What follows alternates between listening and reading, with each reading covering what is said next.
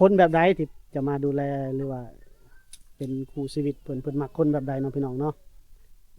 แบบใดก็ได้เมิดแบบใดก็ได้เบิดโดยคันเขาหักแพงเฮาเลยหักแพงลูกนำอืมบ่ติเท่าอายุ บ่ติอายุบ่ติอายุอีกโดยโอ้ได้เบิดเนาะสำบายดีพี่น้องสำบายดีมื้อนี้ก็อีพี่นี่ก็แวะมาหาน้องเวียงคือเก่าพี่น้องเอ้ยหลังจากลงคลิปไปกับ FC เพิ่นก็ให้ความสนใจหลายเนาะอยู่หน้าห้านเล่าเลยพี่น้องตรงนี้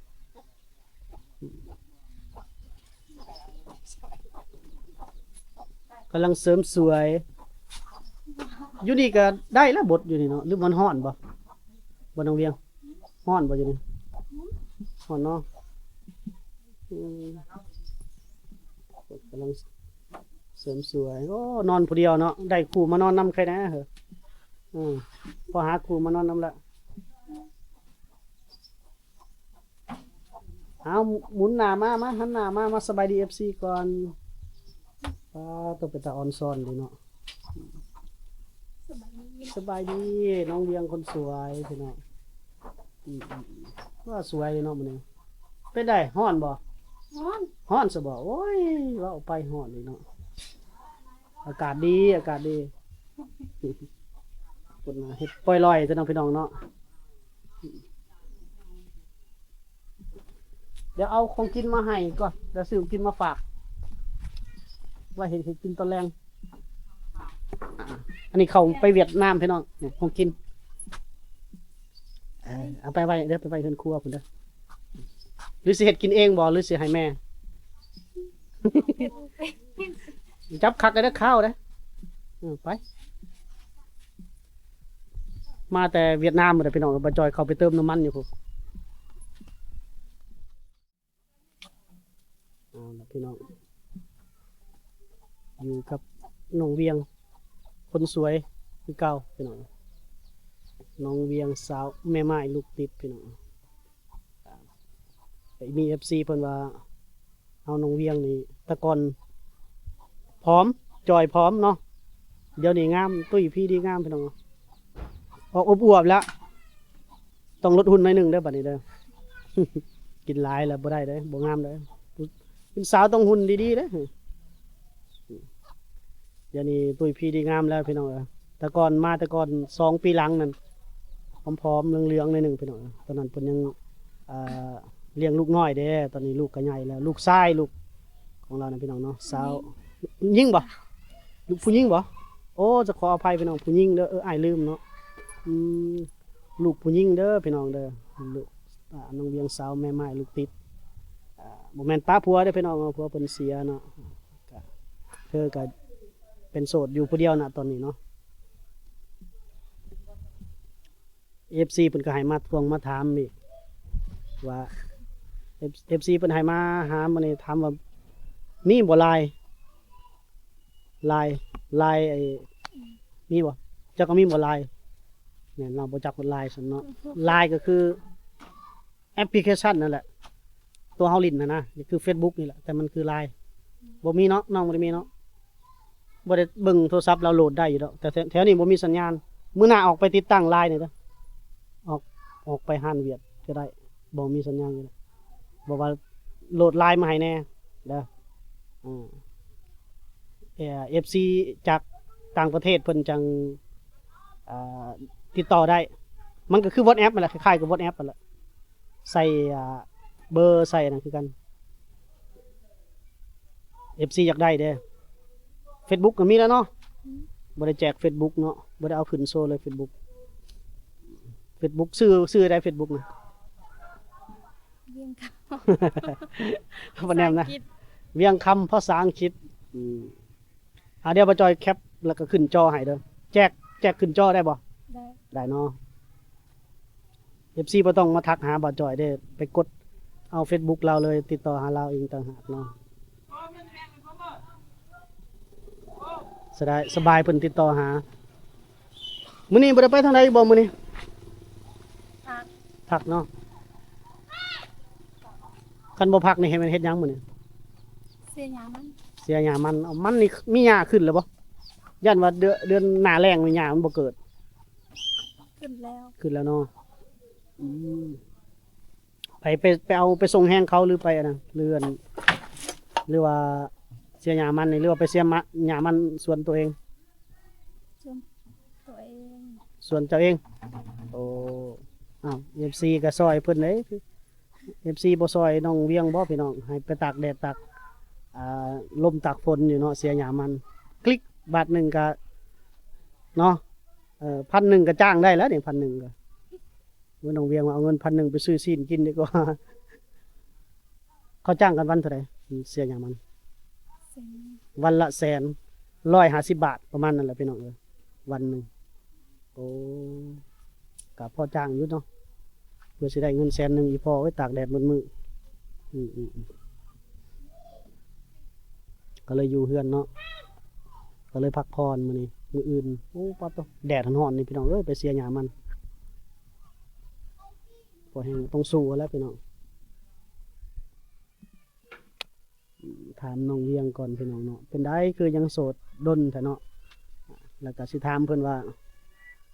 คนแบบใดที่จะมาดูแลหรือว่า เป็นคู่ชีวิตเพิ่นมักคนแบบใดเนาะพี่น้องเนาะ เบียบได้ก็ได้เมิด แบบใดก็ได้เบิด โดยกันค่ะหักเพลงเขาเลยหักเพลงลูกน้ อืม ำบุติเท้า อายุ ติอายุ บ่ติอายุอีก โดย โอ้ได้เบิดเนาะเอาคันตาม ได้เมิด อืมเนาะอายุบ่เกี่ยวเนาะคันขอเพียงแต่ฮักจริงบ่จริงใจ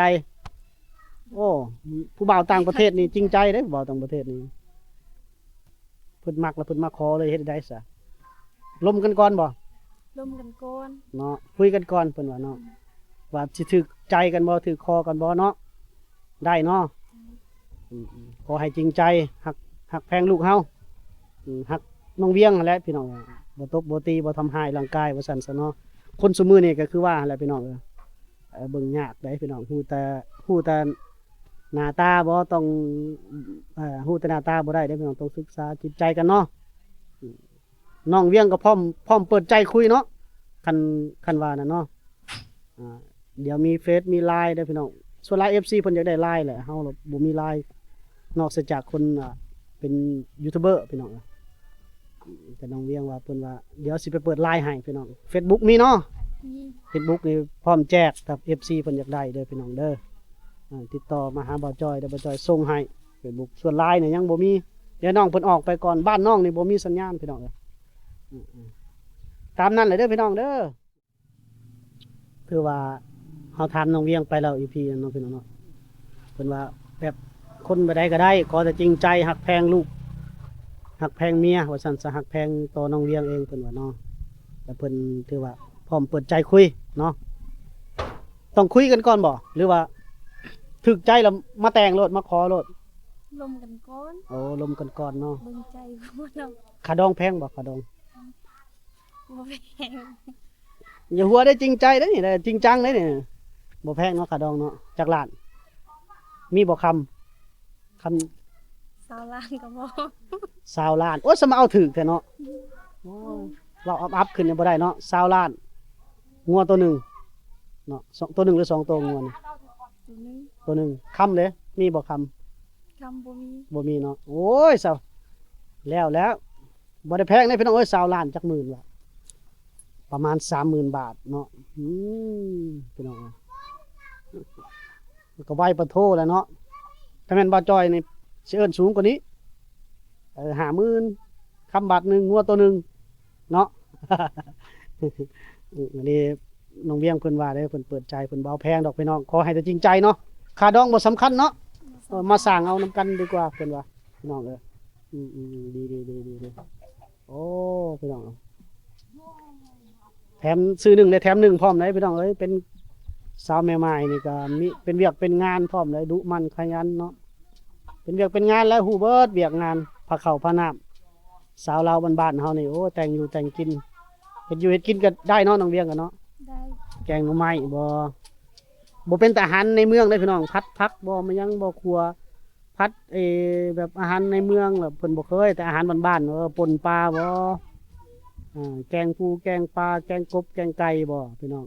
แ กงหน่อไม้บ้านเฮาได้อยู่แล้วก็เอาก็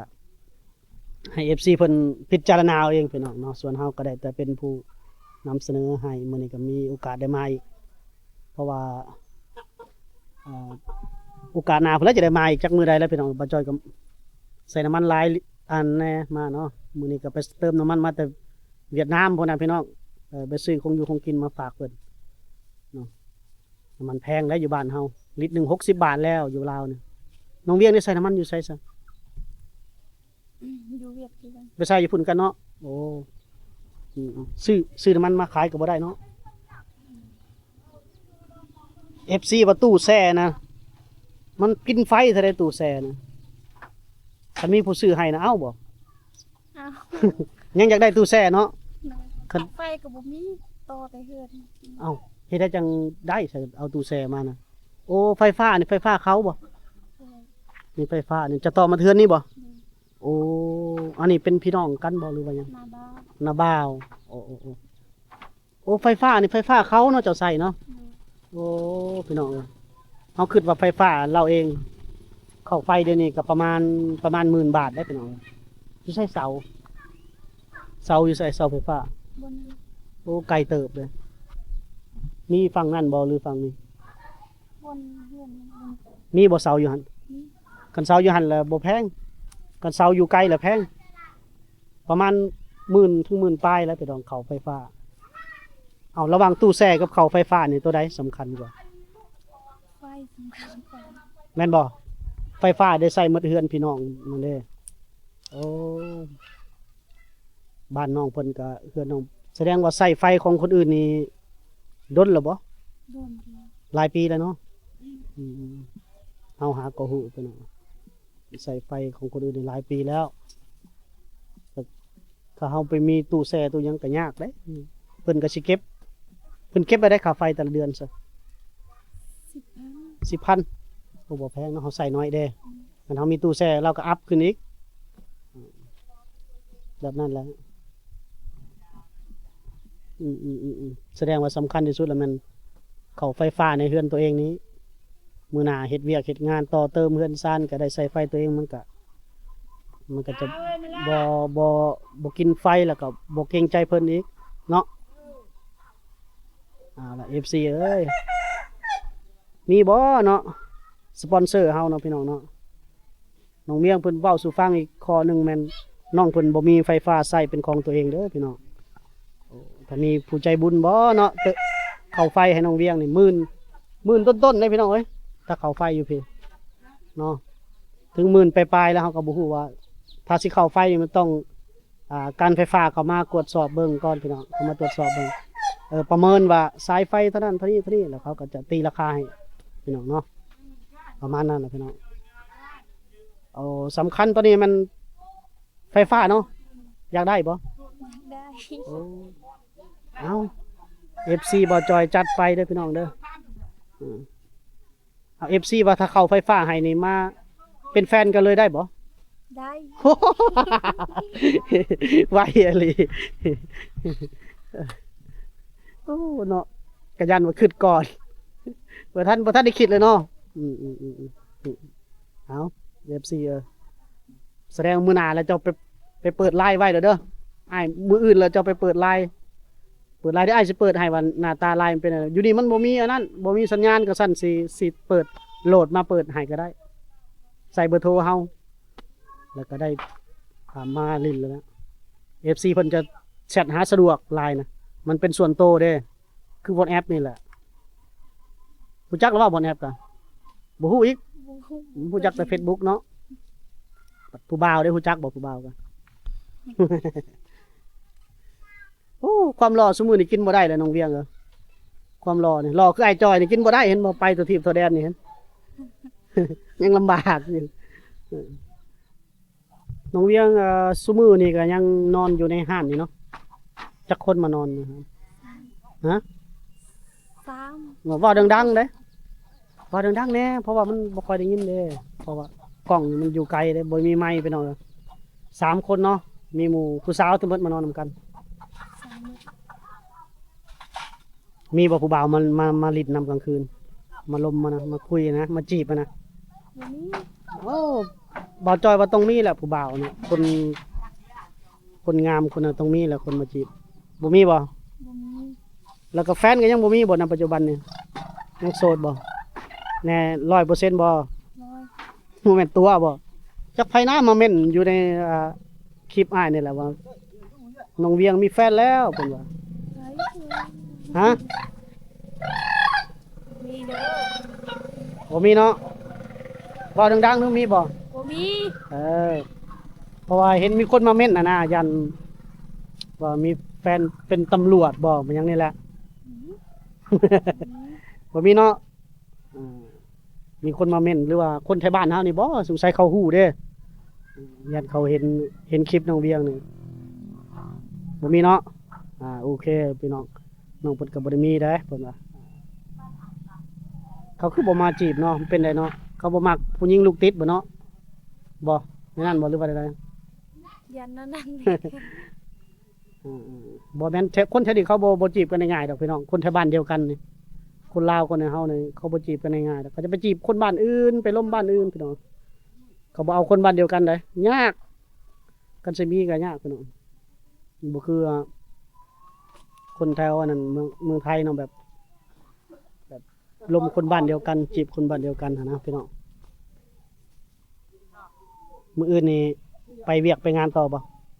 เอาเวลาไปแล้วไผขายเครื่องอยู่หั่นซะ ปิด ปิดโอ้มันก็บ่ได้ขายแล้วเนาะจนกว่าสิแล้วเวียกเสียหญ้าหมอกหญ้ามันจังมาเปิด เอาอาหารมาขายบ่ได้บ่อาหารแห้งมาขายอยู่นี่ บ่ได้บ่มีเป็นกินบ่ได้ โอ้ต้องมีตู้แช่ตู้เย็นเนาะอืมอาหารแห้งเด้ปลาแห้งมันยังบ่ได้บ่ อืม ปลาแห้งปลาหยังนะ ได้ ได้อยู่เนาะสมมุติว่าเอาคันมีตู้แช่นี่เอาหยังมาขายเจ้าคิดว่าเอาหยังมาขาย หลายอย่างแหละกินได้ ได้เนาะหลายอย่างเนาะแต่เป็นพวกแซ่เนาะพวกของคาวพวกตับพวกตัวหยังเห็นบ่หยังก็หัวใจหมูหยังไปเฮ็ดจามเฮ็ดอันเนาะเอาพี่น้องความต้องการเพิ่นก็ถ้ามี FC เพิ่นก็ว่าได้ตู้แช่แล้วมันสะดวกต่อการค้าขาย แล้วก็มีไฟฟ้าเป็นของตัวเองพี่น้องก็ถามว่าขอบ่แต่ก็อยากได้แหละพี่น้องเนาะน้องเพิ่นอยากได้ว่าซั่นซะเนาะสำหรับบ่าวจอยนี่ก็มีผู้ใจบุญนี่ต่อเติมห้านแล้วเติมอีกต่อเติมให้เฮ็ดเป็น2ห้องนะห้องหนึงเป็นห้องขายเครื่องห้องหนึงเป็นห้องนอนเป็นของตัวเองพี่น้องแต่ว่าอันสุดแล้วแต่ผู้ใหญ่ใจบุญเนาะที่อยู่ทางบ่ว่าจะเป็นคนไทยหรือคนลาวเนาะน้องเวียงเนาะผู้บ่าวอยู่ทั้งอเมริกาอยู่ทั้งนั้นก็ได้พี่น้อง ได้เบิด ขอให้ได้จริงใจกับเพิ่นแล้วก็พร้อมซัพพอร์ตน้องเราบ่แม่นแต่ว่าจะเป็นคนไทยนะต่างประเทศก็ได้พร้อมเปิดใจอายุบ่เกี่ยวเพิ่นว่าเนาะอายุบ่เกี่ยวขออย่างเดียวหักแพงกันก็พอเขาก็บ่ว่าแล้ว90มาเนาะหัวจนสั่นก็ยอมกันแล้วเนาะ เฮ็ดหยังบ่ได้ก็ยอมกันแหละ50-60ซะผู้ดีงามเนาะคนต่างประเทศนี่50-60นี่ยังหนุ่มเด้50-60ยังหนุ่มแต่ถ้า8-90 7-80ก็โยกหัวจนสั่นอีกยึกมากก็มานอนให้น้องเวียงเบิกนั่นแหละ เฮ็ดได้ย้อนซื่อ มีแต่นอนซื่อๆแล้วโอ้ยตายแล้วเนาะพี่น้องเนาะใส่การใส่งานบ่ได้ก็ยอมแหละ โอเคแล้วพี่น้องอีพีนี้ซ้ำนี่แหละพี่น้องเนาะมาอัปเดตให้ FC ได้รู้จักเดี๋ยวสิให้น้องเวียงเพิ่นไปเปิดไลน์เนาะส่วนผู้ใดจะได้ Facebook ก็ติดต่อเข้ามาทางอินบ็อกมาทางนำบ่จอยเด้อพี่น้องเด้อเดี๋ยวบ่จอยจะเงินให้เนาะเดี๋ยวส่งให้แคปให้ว่าซั่นซะ Facebook ไปคุยกับน้องเวียงเพิ่นเนาะหรือว่าอยาก